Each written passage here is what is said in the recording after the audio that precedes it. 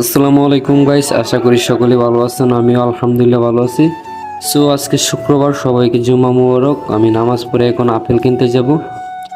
দেখতে পাচ্ছেন গাইস, এখানে অনেক রকমের ফল আছে। এখান থেকে আমি আপেলটা পছন্দ হয়েছে অনেক, যার কারণে আমি আপেলটা কিনবো। এখন আমি ভাই অনেক খুঁজাখুঁজি করতেছি, মানে বাঙালিরা খুঁজতেছি, বুঝছেন। এনে আপেলের দাম জিজ্ঞাসা করছি, কি বলে ভাই আমি বুঝি না এগুলা, বুঝছেন। তারপর এক বাঙালি ভাইকে বললাম, বাঙালি ভাই বললো 7 রিয়াল করে। কেমনে আগে জানি বলছে। এখন ওই যে আপেল দেখে দেখে লইতেছি, এটার মাঝে আবার নষ্ট আছে অনেকগুলা। আপেলের রংটা কিন্তু অনেক সুন্দর দেখতে পাচ্ছেন গাইস, যার কারণে এখন আমি বাইচে বাইচে লইতেছি। 60 টাকা চাইছে, বুঝছেন। 60 টাকা আসলে কিন্তু বেশি না, ঠিক আছে। বাংলাদেশি টাকা প্রায় 210 টাকা হইব, ঠিক আছে। আপেল নেওয়া শেষ, এখন তার ওজন করা হবে। ওই যে 1 কেজি হয়ে গেছে দেখতে আছেন।